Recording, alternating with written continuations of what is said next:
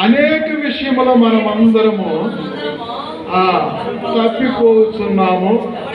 ప్రార్థన. పరిశుద్ధుడైన తండ్రి, ప్రేమ గల యేసయ్య, చిన్న వాక్యంలో నాతో మాతో మీరుండి మాట్లాడి మహిమ పొందమని, వినగలిగిన చెవి గ్రహించగలిగిన హృదయం అందరికీ దయచేయమని, నీ దాసులము నువ్వు ఏర్పాటు చేసుకుని అభిషేకించిన భక్తులు ప్రభువా, కొద్ది నిమిషాలు నాతో మాతో మాట్లాడమని యేసునామములో అడుగుతున్నాం తండ్రి.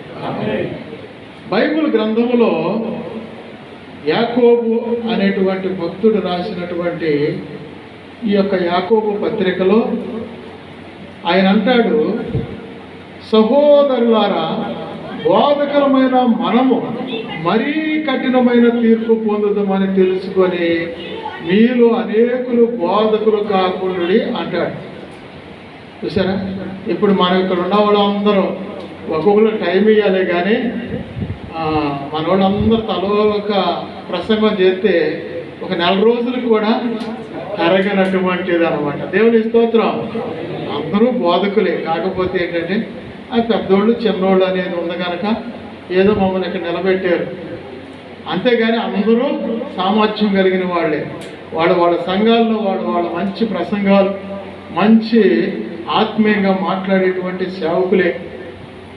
మేమేదో గొప్పవాళ్ళమని మీరేదో తక్కువని అనుకోగాకండి. అయితే బైబిల్ గ్రంథంలో చూస్తే, సహోదరులారా, బోధకరమైన మనము మరీ కఠినమైన తీర్పు పొందుదామని తెలుసుకొని మీలో అనేకులు బోధకులు కాకుండా అంటాడు. బైబిల్ గ్రంథంలో చూస్తే సహోదరులారా అని సంబోధిస్తున్నాడు యాకోబు, యేసు ప్రభు యొక్క సహోదరుడైన యాకోబు. సహోదరులారా, బోధకరమైన మనము ఏం పొందుతామంట చెప్పాలి, కఠినమైన తీర్పు. చూసారా, సంఘ సభ్యులు విశ్వాసులకు మాత్రం కొంచెమే ఉంటుందంట, కానీ పనిష్మెంట్ బోధకరమైన మనకు మాత్రము కఠినమైన తీర్పు అంట. ఎందుకంటే నువ్వు బాలులకు ఉపాధ్యాయుడును, అలాగనే బోధకులకు బోధకుడు అయి ఉండి మనమే కొన్ని లొసుగులు తప్పులు తొలుతూ ఉన్నప్పుడు మనకేమొచ్చుదంట, కఠినమైన తీర్పు వచ్చుదంట. ఏ తీర్పు వచ్చుద్ది? కఠినమైన తీర్పు. తెలియక చేసిన దానికి కొద్ది దెబ్బలే తగులుతాయి అంట, కానీ తెలిసి తప్పు చేస్తే విపరీతమైన దెబ్బలు తగులుతాయి అంట. అందుకనే బోధకులమైన మనం మరి కఠినమైన తీర్పు ఉంది అని గమనించాలి. ఈ కఠినమైన తీర్పు మనకు ఉందంట. ఈనాడు చాలామంది నాకీ లేదు బోధ అనుకుంటారు. లేకపోతే నన్ను బోధకులను చేయలేదని సంఘ కాపరుల మీద వ్యతిరేకంగా ఉంటూ ఉంటారు, తిరుగుబాటుగా. అయితే బైబిల్ గ్రంథంలో చూస్తే వాళ్ళకి కఠినమైన తీర్పు ఉందంట. ఈనాడు 3 వారాల ప్రార్థనలో ఉంటే 4వ వారం అభిషేకం చేసేసి సేవకు పంపించేస్తున్నారు చాలామంది. అవునంటారా? మేము అట్లా చేయలేదు అభిషేకాలు. మా ప్రియులు వెనకాల ఉన్నారు, దానిలే గారు. మేము కొన్ని సంవత్సరాలు నలగగొట్టబడి, ఇరగగొట్టబడి, దంచబడి, మరి చేదంతా పోయిన తర్వాత దేవుడు చెప్పిన డేటుల్లో దేవుడు చెప్పిన ప్రాంతానికి వెళ్ళి సువార్త ప్రకటిస్తూ ఆయన మాట ప్రకారమే ఇప్పటికీ నడుస్తూ ఉన్నాం మేము. ఇప్పుడు సహోదరులు జాషువా గారు చెప్పారు అనుకోరు, మేమంతా కూడా ఆ తరములో సువార్త ప్రకటించిన వారు, ఏకాంత ప్రార్థన చేసిన వారు, దేవునితో మాట్లాడినటువంటి వారు. ఇప్పుడు కూడా నేను ఏకాంతంలో ఒక షెడ్ వేసుకున్నాను, ఇప్పటికీ వెళ్తానే ఉన్నాను. నిన్న కూడా వెళ్ళొచ్చి ఆ అనుభవాన్ని పోగొట్టుకోలేదు. ఒక ప్రసంగికుడు అంటాడు, దైవ స్వరూపంలో ఎందుకు మురుపు అయితే ఉరుములు మెరుపులు ఉన్నాయి, కానీ ఇప్పుడు ఉరుములు మెరుపులు లేవు, చల్లారిపోయారు అంటున్నాడు. నాకు చాలా బాధ అనిపించింది. ఆయన చల్లారిపోతే అందరు చల్లారిపోతారా? లేదు, ఉంది.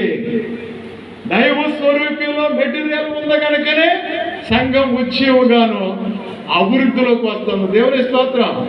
దైవ స్వరూపాన్ని స్థాపించబడినప్పుడు కొద్దిమంది 11తోనే మేము దైవ స్వరూపి స్థాపించాం. అందులో నేను ఒకటి. ఆ రిజిస్ట్రేషన్ ముందే మేము సేవకి వెళ్ళాం. అలాంటిది ఇప్పుడు మన ప్రియులు సెక్రటరీ గారు చెప్పారు, 1400 మంది దాకా అయ్యారని. ఇంకా వాళ్ళ చేతి కింద జూనియర్స్ సంఘాలు చూస్తే ఇంకా ఎక్కువే ఉన్నాయి మనకి లెక్కకి అందనటువంటి. కనుక ప్రియమైన దేవుని బిడ్డలారా, మరి ఇందులో కొందరు తొలగిపోయారనుకో, నా తండ్రి నాటున్న ప్రతి మొక్క పెళ్ళగింపబడును అంటాడు. కనుక బైబిల్ గ్రంథంలో చూస్తే సహోదరులారా, బాధకులమైన మనము మరీ కఠినమైన తీర్పు పొందాల్సి వస్తుంది. అందుకనే ఆ జడ్జిమెంట్లో మనం నిలబడతాం ఎందుకు? నరపుత్రుడా జాగ్రత్తగానే, దుష్టుడు తన దోషము బట్టి మరణములందరు కానీ అతని ఆత్మకి నిన్ను ఉత్తరవాదిగా ఇస్తానన్నాడు. మేమెందుకు జడ్జిమెంట్లో నిలబడాలి? రూల్ అంటే రూలే, యాజ్ పర్ రూల్ బోధించడం మన కర్తవ్యం. పెద్దలు చెప్పినటువంటి అనుభవాలతోనే ముందుకు నడుస్తాం. విన్న వాళ్ళు ఆశీర్వదించబడతారు, వినలేదనుకో ఇంకా వాళ్ళ ఇష్టం, వాళ్ళు విజ్ఞప్తికే వదిలేస్తారు. కనుక బైబిల్ గ్రంథంలో పౌలు కూడా అనేక సందర్భాల్లో అంటాడు సహోదరులారా అంటాడు. అలాగే కీర్తనకారుడు కూడా అదే అంటాడు, సహోదరులు ఐక్యత కలిగి నివసించుట ఎంత మేలు, ఎంత మనోహరం. అది అహరోను తల మీదుగా పోయబడి అతని అంగీలంచు వరకు దిగజారిన పరిమళ తైలముతో సమానము అంటాడు. కనుక సహోదరులు అంటే ఉదరము అంటే ఉదరం అంటే మొట్ట.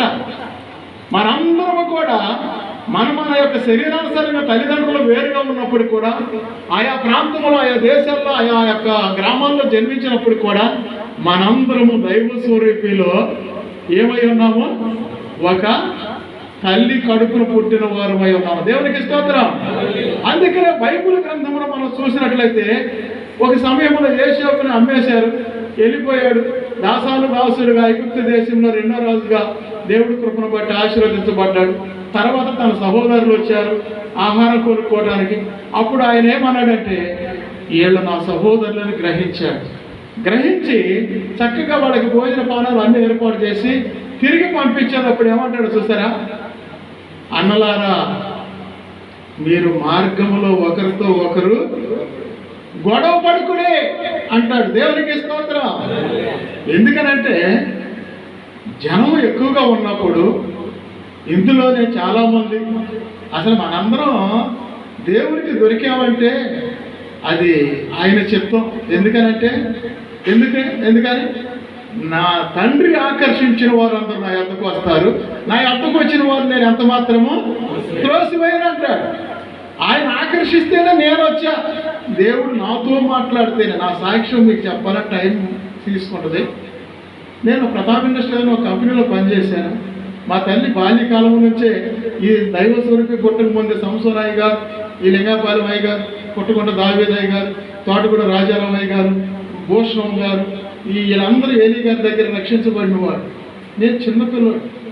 అలాంటి పరిస్థితుల్లో మా తల్లిదండ్రులు రక్షించబడ్డాం. ఆ తర్వాత మా తల్లి నన్ను మొక్కుబడి చేసుకుంది. నేను పెరిగి పెద్దవాడిని ఏదో ప్రైవేట్ కంపెనీలో జాబ్ చేసుకుంటూ ఉండగా, అయ్యా నువ్వు మారు మనసు పొందాలి, నువ్వు దేవుని నమ్ముకోవాలి, నువ్వు దేవుని దగ్గరికి రావాలి, నువ్వు సేవ చేయాలనేది తెచ్చేదాన్ని. నా మనసుకి నువ్వు కత్తిక్కురాలువా? నేనేదో అఫీషియల్గా పెరగాలి, పెద్దవాడిని అవ్వాలి, మంచి డాబా కట్టుకోవాలి, మంచి కారు కొనుక్కోవాలి, మంచి ఐశ్వర్యంగా ఉండాలని నేనా అనుకుంటాడు. నువ్వేం ఏదో ఆళ్ళ గుప్పుడు ఏళ్ళ గుప్పుడు బియ్యం ఇస్తే ఆళ్ళొక రూపాయి ఏళ్ళొక రూపాయి కానుకేస్తే తిని బ్రతకమంటావేంటి అని అనుకునేవాడు. అలాంటి పరిస్థితుల్లో దేవుడే నన్ను దర్శించి మాట్లాడాడు. మద్రాసు ఎక్స్కర్షన్కి వెళ్ళినప్పుడు మాట్లాడితే మెరీనా బీచ్లోనే దేవుడు ఆ రాత్రి దర్శించాడు. మాట్లాడినప్పుడు ఆ మాటను బట్టి నేను దేవుని సన్నిధికి వచ్చాను. ఆ రాత్రి దర్శనం ఏమొచ్చింది చూసారా? ఏం దర్శనం వచ్చిందంటే, ఒక హస్తం మాత్రమే వెలుగులో బైబిల్ తీసుకుని నా దగ్గరికి వచ్చింది. హస్తం, ఒక చెయ్య, ఒక సోమవారం లాగా ఉండే అంగి వేసుకుని హస్తం మాత్రమే నా దగ్గరికి వచ్చింది. వెలుగు ప్రకాశించింది. నా కుమారుడికి పరిశుద్ధ గ్రంథం తీసుకొని నా సువార్త చేయాలి, నా కుమారుడికి పరిశుద్ధ గ్రంథం తీసుకొని నా సువార్త చేయాలంటున్నాడు. బాబు ఇదేంటని తుల్లిపళ్ళు వేసాడు. గ్లాసు నీళ్ళు తాగి మళ్ళీ పడుకుంటే అప్పుడు మరలా వచ్చాడు. నా కుమారుడికి పరిశుద్ధ గ్రంథం తీసుకొని నా సువార్త చేయాలంటున్నాడు. అంటే నేను అన్నా, నా వల్ల ఉదయం నేను చేయలేదు, అబద్ధం ఆడకూడదు, దొంగతనం చేయకూడదు, మోసం చేయకూడదు, పాపం చేయకూడదు, ఎన్ని నా వల్ల ఎట్ట అవుతుంది అంటున్నా. అటు చూడు అన్నాడు. అటు చూస్తే మా ఎరికేపాడు శ్మశానం కనపడుతుంది.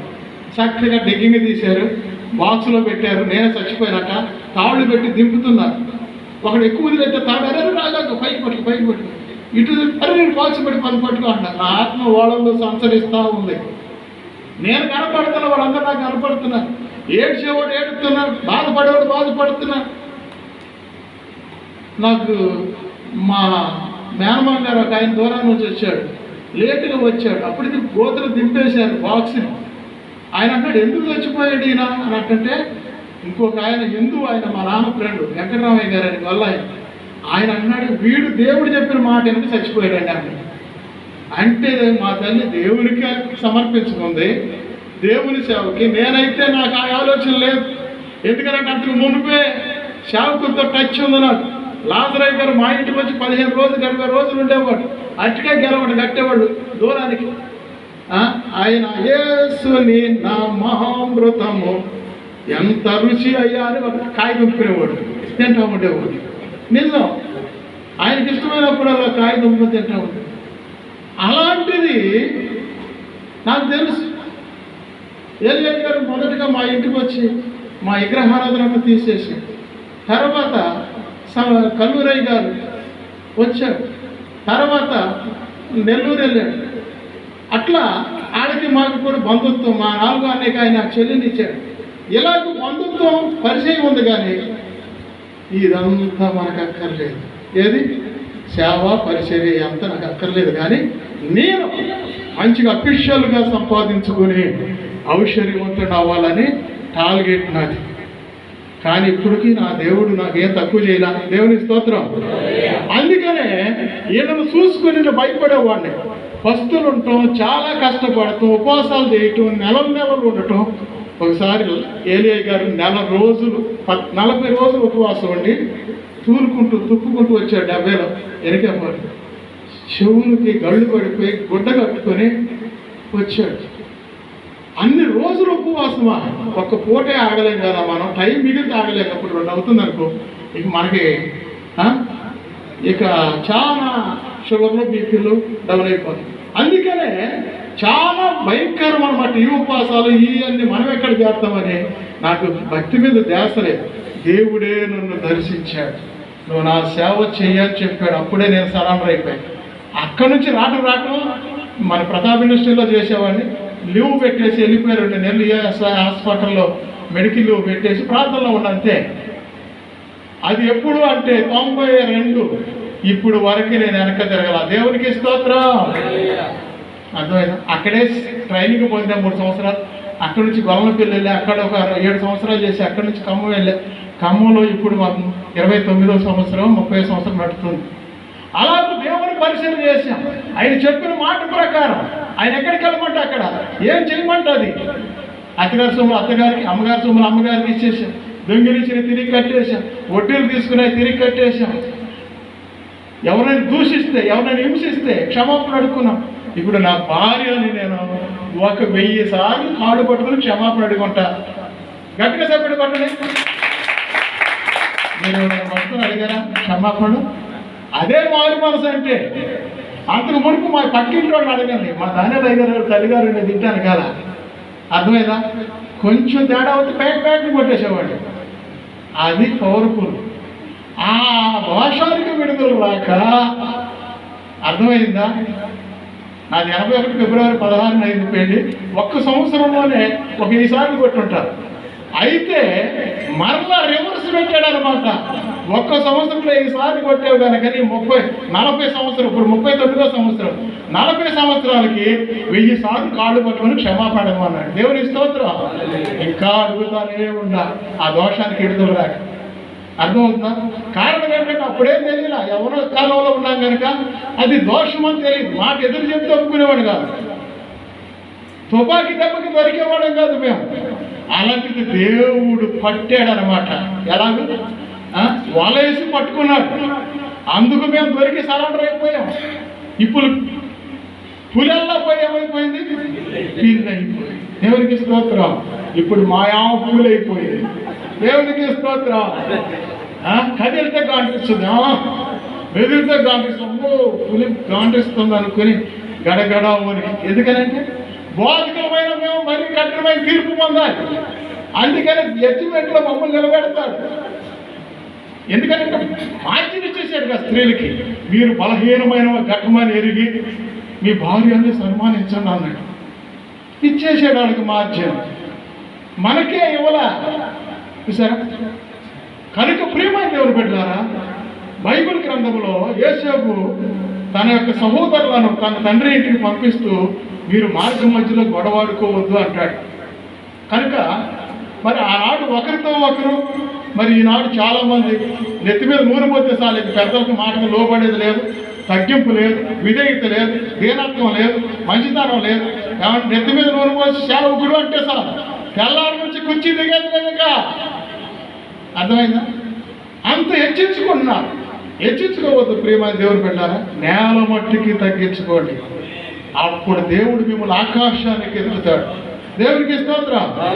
కనుక ఈనాటి కాలంలో మనం ఏదున్నప్పటికైనా పర్వాలేదు, అవన్నీ బయటే, చర్చి బయటే ఉంచేసి రండి. ఎందుకని మనకి చదువు ఉండవచ్చు, మన కులం గొప్పదవ్వచ్చు, మన సేవ గొప్పదవ్వచ్చు, చాలా ఏదేమైనా. మా గురువు గారి దగ్గర మేము నేర్చుకున్నది ఏంటంటే, ఏలియా గారు ఎక్కడ మమ్మలో చేశాడు, తర్వాత చెక్కపల్లి వెళ్ళాడు, అది మరీ మాస్ ఏరియా, పల్లెటూరు. విశాఖపట్నం అయ్య గారు ఎనిగేపాడులో చేశాడు, నేషనల్ హైవే రోడ్లో. అర్థమైందా? అలాగే విశాఖపట్నంలో చేశాడు. అయినా ఈయన ఏలియా గారు టాటా మన పెక్కుటు చర్చిలోనే ఆయన సేవ చేశాడు. కానీ సంసోనయ్య గారు గొప్ప మరి బాల్కనీతో 2 అంతస్తుల బిల్డింగ్ కట్టాడు. ఏలియా గారు సైకిలే కొడుకున్నాడు, మేమే వెళ్ళి కొన్నాం. ఎప్పుడు చిన్న గారు, నేను, తన సంసోనయ్య గారు వెళ్ళి మన గవర్నపేట సెంటర్లో ఒక 83లో ఒక ర్యాలీ సైకిల్ కొన్నాం. అదే గొప్ప ఏలి గారు. ఆ సైకిల్ వేసిన సినిమాకి వెళ్ళేవాడే. సంసోనయ్య గారు సిల్వర్ ప్లస్ కొన్నాడు. నన్ను ఎక్కించు, ఈదరయ్య గారు అనుకుంటా, ఈదరయ్య గారు ఎక్కించుకున్నాడు. ముందేళ్ళ తప్ప ప్రార్థన చేసుకుందాం అన్నాడు. గుర్రు తీసుకెళ్ళి గొడుగులు కుట్టేవాడు గుద్దాడు. ఆడున్నాడు, అయ్యా నేనేదో చెప్పులు కుట్టుకుని గొడుగులు కుట్టుకుని పోతుంటాడు, నన్నే కొట్టాలయ్యా.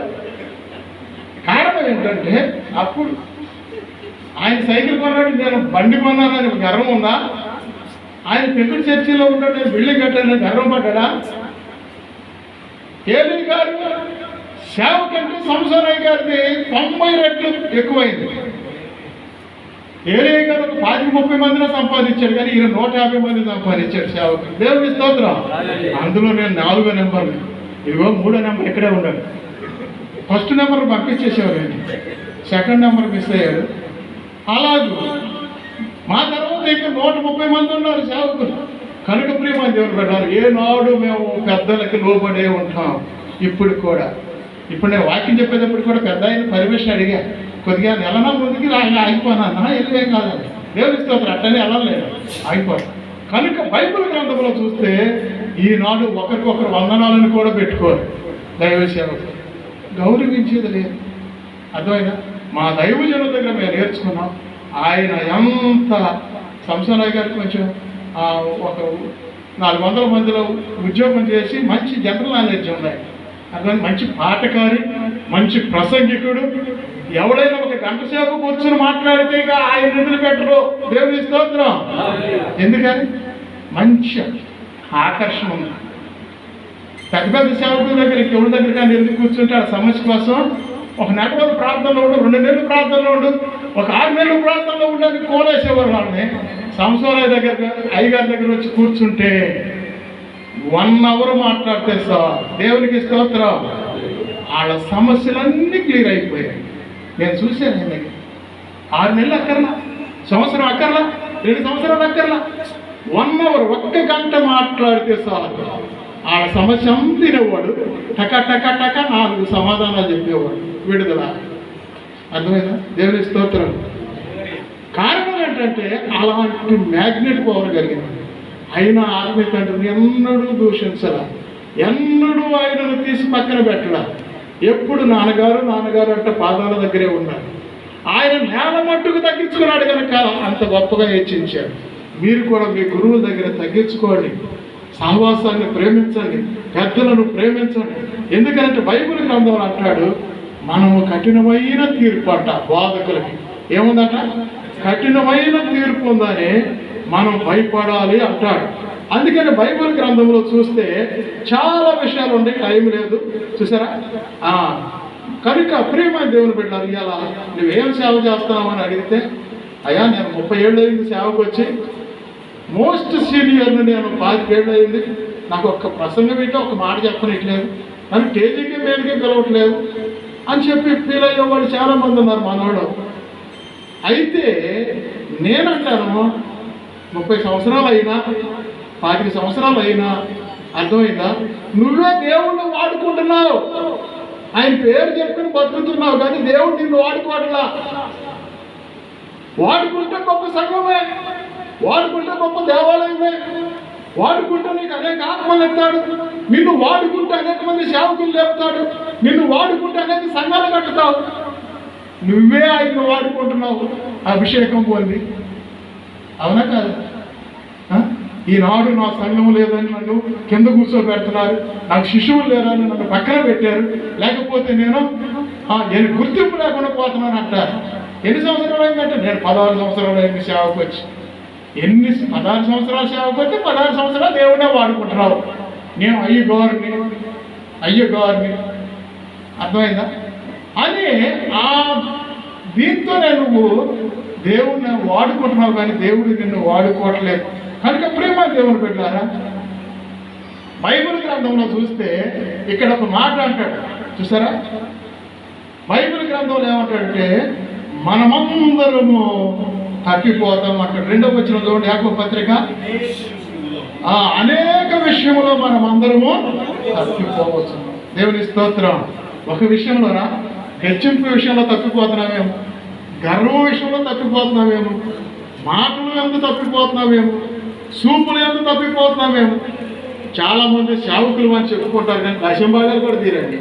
అసలు సభ్యత్వాలే కట్టరు. మన అయ్యగారు చెప్తారు ఇప్పుడు, ఏమండి క్యాలెండర్ డబ్బులే ఇయ్యరు. కారణం ఏంటంటే మనందరము ఏమై ఉన్నాం, బోధకులు అని చెప్పుకుంటాం, కానీ మనము కఠినమైన తీర్పు పొందాలి. ఎందుకంటే మనమందరం అనేక విషయంలో తప్పిపోతున్నాము. దేవునికి స్తోత్రం. చూసారు, తప్పిపోవట్లేదంటారా?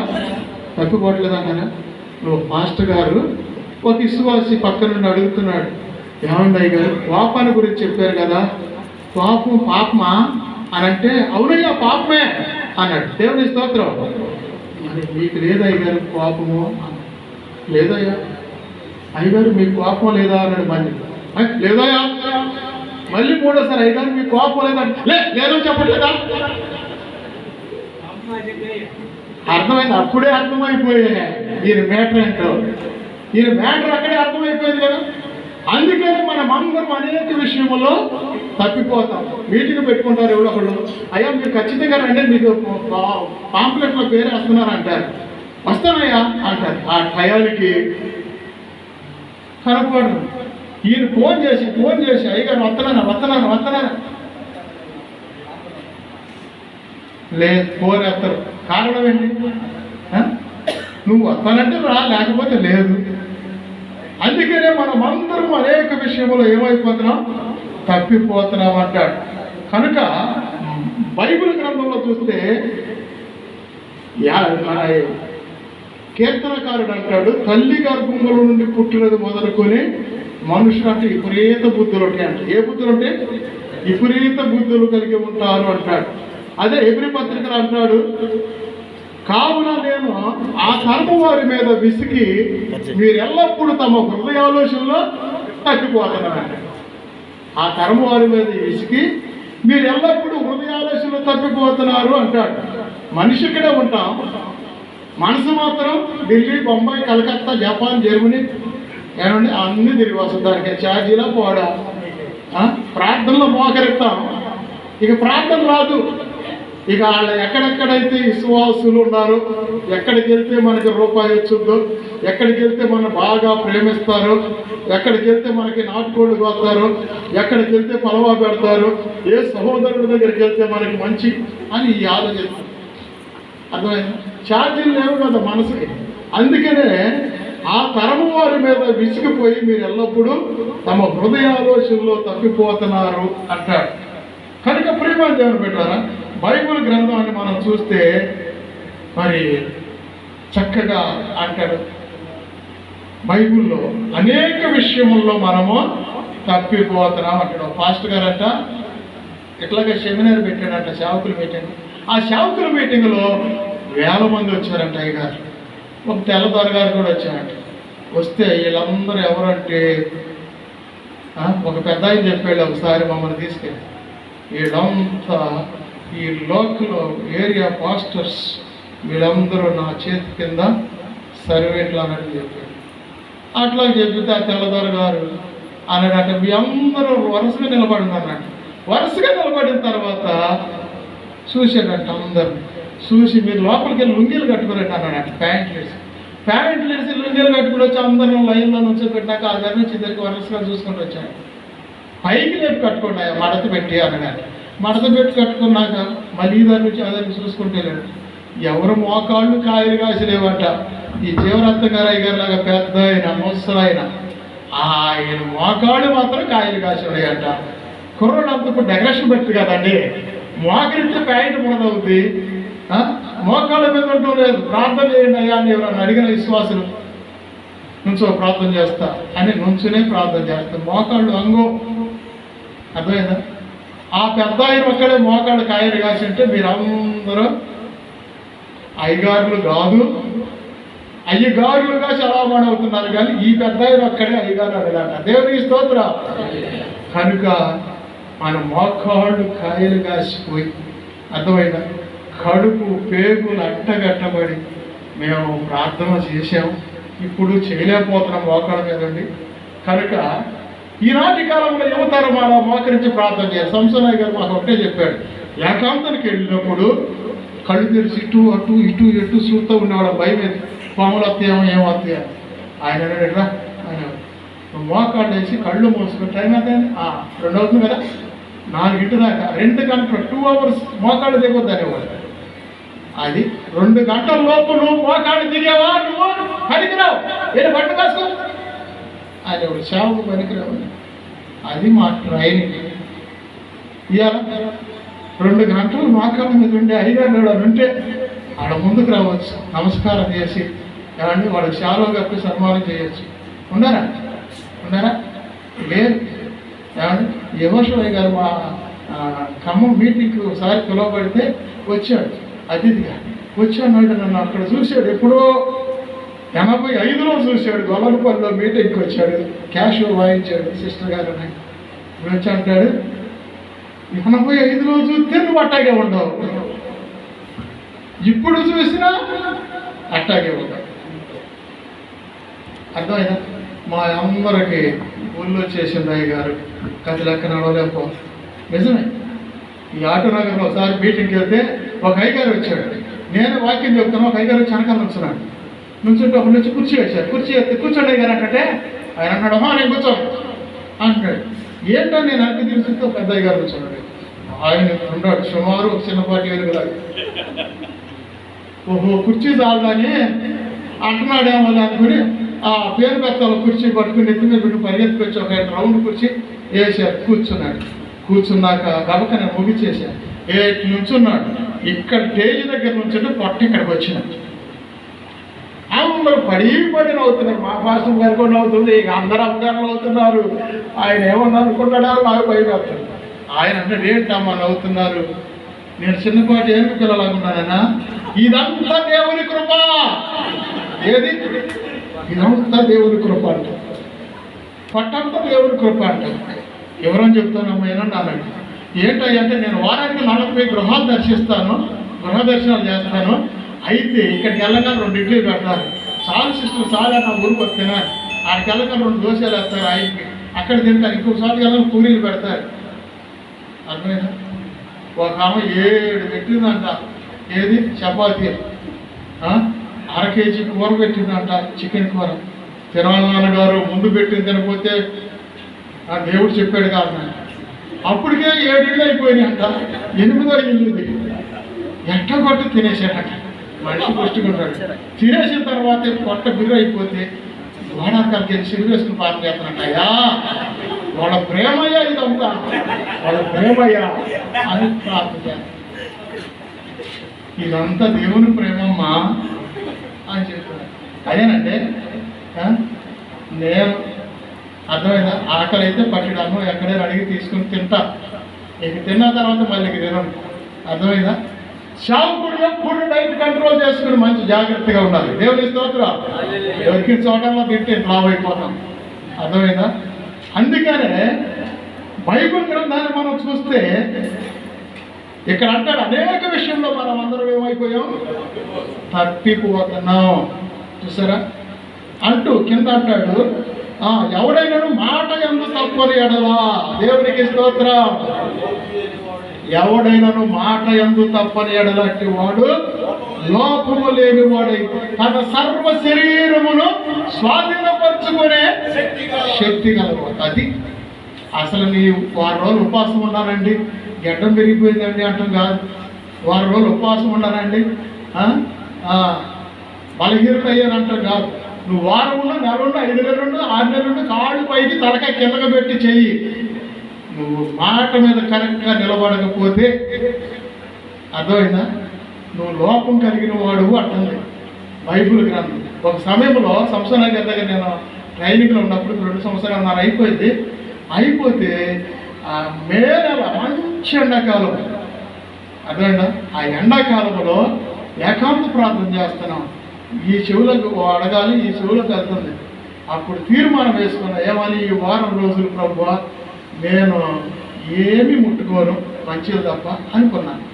అయితే మళ్ళీ ఆ డౌట్ వచ్చి రాసుకుంటా. నేను రాసుకున్నది ఒకవేళ వేడి చేసి రాలేకపోతే మరి అప్పుడు ఏం చేయాలి, కొద్దిగా సగ్గుబీ కానీ నిమ్మరసంగా తాగుతాను అనుకుని రాసుకున్నా కింద అండర్లైన్.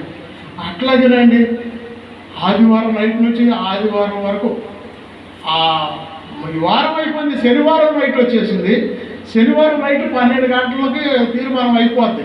ఆ రోజుతో 10 గంటలకి అసలు అడగట్లా, భయంకరమైన వేడి, కూర్చోలేకపోతున్నా, నుంచోలేకపోతున్నా, ఏం చేయాలో తెలియట్లా. మా అమ్మగారు శనివారం ఆల్రెడీ ప్రేయర్కి వచ్చింది. వస్తే మా అమ్మని పిలిచి, అమ్మ ఇక్కడ అని పిలిచి మాట్లాడటం లేదు, చిన్న స్లిప్ రాశాను, నువ్వు వెళ్ళి కొన్ని సగ్గుబియ్యం కాసుకుంటురా అని చెప్పి ఇచ్చారు. ఇస్తే ఆమె 10 గంటలకి వెళ్తే ఎక్కడ పాలు దొరుకుతాయి, అందరూ పాలు తోడేసుకున్నారు, అయిపోయింది. ఆమె ఏం చేసినాక ఇంత బెల్లం తీసుకుని గబగబా బెల్లం నీళ్లు సగ్గుబియ్యం వేసి కాసుకొచ్చారు. ఇటు వచ్చి చూసేవారికి అది ఎర్రగా ఉండేవి. అది పాలు లేవు అని తిట్టారు. నాకు అనిపించింది మా అమ్మకు కూడా నా మీద ప్రేమ లేదు. సరే భార్య అంటే ఎప్పుడు కూలే, అర్థమైందా? ఆమె మాధ్యమం వచ్చేసి తల్లి కదా నేను చెప్పింది, అందుకనే తల్లికి కూడా ప్రేమ లేదు అని మనస్సులో అనుకుని ఆ తెరలో పెట్టింది, అది అట్లా దోసేసా. తెచ్చినటువంటి ఆ సగ్గుబియ్యం లోట దోసేసా. మనసులో బాధ పెట్టుకున్నా, ప్రార్థన చేస్తున్నా. ఇక 12 అయిపోతే పర్వాలేదు ఎట్లా కొట్ట అనుకుంటా. అయినా అక్కడేం తెచ్చిపెట్టేవాడు ఎవరు లేరు. 12 అయ్యే లోపేం జరిగింది అంటే చూసారా, బ్రహ్మాండమైన దర్శనం వచ్చి మేఘాలు తెరవబడుతుంది. పెద్ద వర్షం వచ్చినప్పుడు మేఘాలు ఎట్ట కదిలి అట్ట తెరవబడుతుంది. ఆ మేఘాల్లో నుండి ఒక గంభీరమైన స్వరం వినపడుతుంది, నా కుమారుడా నువ్వు తల్లి మీద బాధ పెట్టుకున్నావు, అదే తీర్మానం ఇంకొక వారం కొనసాగించు. 1 గంటలో అయిపోద్ది అనుకోండి. అది పనిష్మెంట్ ఎంత దూరం పడింది, సత్యానికి ఇక గొర్రె సచ్చింది, ఇది అప్పుడు సావటం అనుకున్నా. దేవుని స్తోత్రం. అసలు కొంచెం మనసు మాట్లాడలేదు, మనస్సు అనుకుంటే అంత దూరం వెళ్ళింది. ఏంటంటే ఎవరి మీద బాధ పెట్టుకొని ఎవరితో మాట్లాడాలని తీర్మానం చేశాం కదా. అందుకనే మాట యందు తప్పిన ఎడల అట్టి వాడు లోపము లేని వాడే.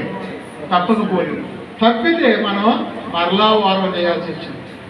అప్పుడు ప్రభు దగ్గర ఒక మాట అడిగే, ప్రభువా ఈ సత్యాన్ని బతికాను, ఈసారికి ఎట్టకట్టు వదిలిపెట్టు, కొద్దిగా 1 వారం రోజులు 1 పూట అన్నం తిని ఉండి ఈసారి వచ్చే ఆదివారం నైట్ నుంచి వారం తిని వారం తర్వాత చేస్తానని తీర్మానం చేసుకున్నా. మరలా చేశా. దేవునికి స్తోత్రం. తీర్మానాల్లో తప్పితే ఎమ్మటే మళ్ళీ తీర్మానం వేసి గెలవాలి, అది నా పట్టు. 11 సంవత్సరాలు 1 పూట తిని 1 పూట తినక నిమ్మరసం తాగి టిఫిన్ చేసి అట్లా ఏకాంతాలు పడి ప్రార్థన చేసిన రోజులుండి, అర్థమైందా? ఆ ఇత్తనం కట్టిన అది ఏమంటారు, ఆ ఇండో కట్టిన కొట్టే ఆ వాసన ఇప్పుడు ఉంది. దేవుని స్తోత్రం. కనుక ఈనాటి కాలంలో డెకరేషన్ భక్తి, ఈ డెకరేషన్ భక్తి వలన మనకు ప్రయోజనమేమీ లేదు. ఎవడైనా మాట ఎందుకు తప్పలేడు అట్టి వాడు లోకం లేని వాడే తన సర్వ శరీరమును స్వాధీనపరుచుకున్న శక్తి గలవాడు అవుతాడు అంటాడు. అదే మత్తయి సువార్తలో ఏమంటాడంటే, మనుషుడు పలుకు ప్రతి వ్యర్థమైన మాటను గురించి విమర్శ దినములో లెక్క ఉంది అంటాడు. అదే ప్రసంగం అంటాడు, నువ్వు దేవుని మందిరంకు పోయినప్పుడు నీ ప్రవర్తన జాగ్రత్తగా చూసుకొనుము, బుద్ధిహీనులు అర్పించినట్లు బలి అర్పించడం కంటే సమీపించి ఆలకించుట శ్రేష్టం అంటాడు. ఇంకొక 6వ వచనం అంటాడు, 5వ 6వ వచనం ప్రసంగంలో, నీ దేహమునకు శిక్ష కలిగేంత పని నీ నోటి నుండి రానియొద్దు అంటాడు. దేవుని స్తోత్రం. నా దేహానికి శిక్ష తెచ్చుకున్న మళ్ళీ ఇంకో వారం పడింది, 1 గంట వరకు పెడితే అయిపోయాయి. అందుకని బైబిల్ గ్రంథంలో చూస్తే విస్తారమైన మాటలలో దోషం ఉండక మానకు. ఈ అమ్మ వచ్చి కూర్చున్నారనుకో, అయ్యా వచ్చి కూర్చున్నారనుకో, అయ్యా నా కుటుంబం ఎలా అలా అని ఇక మనం తీసుకుంటాం అన్నమాట. చూసారా, 2-3 గంటల క్లాస్ తీసుకున్నాడు, వదిలిపెట్టు. అయ్యా నీకు దండం పెడతాను, వెళ్ళి అయ్యా నాకు ఇంటికాడ పిల్లలు వస్తారు స్కూల్ నుంచి అన్నగానే, ఉండమ్మా ఉండు నీకు మంచి వాక్యం చెప్తాను అంట. కారణం ఏంటంటే విస్తారమైన మాటల్లో ఏముందంట, దోషం. అందుకనే సామెతలు అంటాడు, తన నోటిని కాసుకుని వాడు తన నోటిని కాసుకుని వాడు తన్ను కాపాడుకుంటాడు అంటాడు. దేవునికి స్తోత్రం. అందుకని బైబిల్ గ్రంథంలో ఏ కష్టము చేసినా లాభమే కలుగుద్దట. మనుషుడికి ఏ కష్టం చేసినా లాభమే కలుగుద్ది, కానీ ఒట్టి మాటలు లేవిడికి కారణం. దేనికి కారణం? ఒట్టి మాటలు లేవిడికి కారణం. చాలా మంది సేవకులు, సేవకే లేదు, నాకు పోలేదు, లేకపోతే నాకు నీళ్లు లేవు, నాకు ఇల్లు లేదు, నాకు వాక్యం లేదు, నాకు సంఘం లేదు, పెద్దవాళ్ళు పట్టించుకోవట్లేదు, మద్రాసులో కూర్చున్నాడు, సింహాసనం మేము చేయట్లేదు, లేకపోతే హైదరాబాద్లో కూర్చుంటాను, విశాఖపట్నంలో కూర్చున్నారని వాళ్ళ మీద అవాక్కులు సేవకులు వెళ్తారు. అడా మీరు పంపించారా? పంపించింది దేవుడు, ఆయన అడుక్కో. ఎందుకంటే వీళ్ళు కూర్చుంటున్నా బట్టి మాటలు వాళ్ళ గురించి ఈ సేవకులందరూ అయిపోయాక రాజకీయంలోకి వెళ్తారు. ఏమని వైఎస్ఆర్ అట్ట జరిగింది, బీజేపీ ఎట్ట జరిగింది. ఒట్టి మాటలు ఏవి కారణం? లేవంటే ఆహారం లేని స్థితి, వస్త్రం లేని స్థితి, ఇల్లు లేని స్థితి, సంఘం లేని స్థితి, బిడ్డలు లేని స్థితి, భూమలేని స్థితి. అర్థమైనా? అందుకని బైబిల్ గ్రంథంలో ఒట్టి మాటలు చూసారా లేమిడికి కారణము అంటాడు. అందుకే బైబిల్ గ్రంథంలో మనం చూస్తే చూసారా చక్కని మాటలు చెప్తూ ఉంటాడు. భక్తుడు అంటాడు, యెహోవా నా నోటికి కాపు పెట్టుము అంటాడు. చూసారా, అందుకే మనం ఈ యొక్క యాకోబు అనేటువంటి ఆ యేసు ప్రభు సహోదరుడు అంటాడు, మనమందరము అనేక విషయములలో మనమందరము తప్పిపోతున్నాం. ఎవడైనా మాట యందు తప్పని ఎడలా అట్టి వాడు లోపము లేని వాడై తన సర్వ శరీరాన్ని స్వాధీనపరుచుకుంటాడు అంటాడు. ఎఫెసీ పత్రికలో ఒక మాట చదవండి, ముగిచేస్తా. 4వ అధ్యాయము 29వ వచనం చదవండి. ఎఫెసీ పత్రిక 4వ అధ్యాయం 29వ వచనం. వినువారికి మేలు కలుగునట్లు అవసరమును బట్టి క్షేమాభివృద్ధికరమైన అనుకూల వచనమే పలకండి గాని చూసారా దుర్భాష ఏదైనా నీ నోటికి రాని. మరి మనం కదిలిస్తే ఎన్ని వస్తాయి మన నోటమటి? మరి ఒట్టి మాటలు ఏమవుతుంది? లేమిడి కారణం. అందుకని బోధకరమైన మనము కఠినమైన తీర్పు. దేవునికి స్తోత్రం. కనుక జాగ్రత్తగా ఉండండి. అందుకే అనేకులు బోధకులు కాకుండా అంటాడు, పిలిచాడు కనుక ఆ భారం మనం మొయ్యాల్సిందే. ఏబుతో అంటాడు దేవుడు, ఈ బాధ నేను పడలేను అన్న వ్యాజ్యముని ఎదుటుంది ఏబు అంటాడు. 7 కుమారులు, 3 కుమార్తె, 7,000 గొర్రెలు, 500 జాతలు, 500 ఆడగాడి, బహుమంది పరివారు మొత్తం పోయి ఇల్లు కూడా పడిపోయారు. అయ్యో ఇక ఈ బాధ నేను పడలేను అని ఏమనుకున్నప్పుడు కూడా అంటాడు, వ్యాజ్యముని ఎదుటుంది, నువ్వు గెలిచి తీరాలంటే. అర్థమైందా? కనుక ప్రియమైన దేవుని బిడ్డలారా, మనము దేవుడు తెలుసుకున్నాడు. ఆయన సేవకులు దావీదు అంటాడు, నేను నీ సేవకుడను, నీ సేవకురాలు కుమారుడను, నీవు నా కట్లు ఇప్పావు అంటున్నాడు. దేవుడు నిన్ను పిలుచుకుంటే సంఘం కట్లు ఇప్పుతానికి నిన్ను ఆయుత్తం చేస్తాడు. దేవుడు నిన్ను పిలుచుకుంటే ప్రజలు నడిపించేటువంటి శక్తి నీకు ఇస్తాడు. పేతురు పిలిచాడు, సంఘం కట్లు తెంపుకుంటా బండ మీద సంఘాన్ని కట్టాడు. మోషేను పిలిచాడు, 6 లక్షల మంది ఐగుప్తు నుండి వెలుపలకి నడిపించాడు. అలాగే దేవుని సన్నిధిలో రక్షించాడు. నువ్వు ఎలపలకి విడిపించేవాడు గాను, సంఘాన్ని నడిపించేవాడు గాను దేవుని సన్నిధిలో ఉంటావు. దేవుడు పిలిస్తే. ఈ మాటలో దేవుడు దీవించను గాక. ఆమె చిన్న ప్రార్థన. ప్రేమ కలిగేసాయి, నీకు వందనాలు, స్తోత్రాలు. నా వెనక మాట్లాడే నీ దాసులతో మీరు మాట్లాడి మహిమ పొందని, నాతో మీరు మాట్లాడినందుకు నీకు వందనాలు, స్తోత్రాలు చెల్లిస్తూ, ఈ యొక్క సేవకుల మీటింగ్లో మా ప్రియులు, మా సహోదరులు అనేకులు ప్రభు ఈ స్థలంలో కూడి ఉన్నారు. మీరే మాట్లాడినందుకు నీకు వందనాలు, స్తోత్రాలు చెల్లిస్తూ యేసు నామములో అడుగుతున్నాము తండ్రి. ఆమేన్. అట్లా అట్టిపోయా.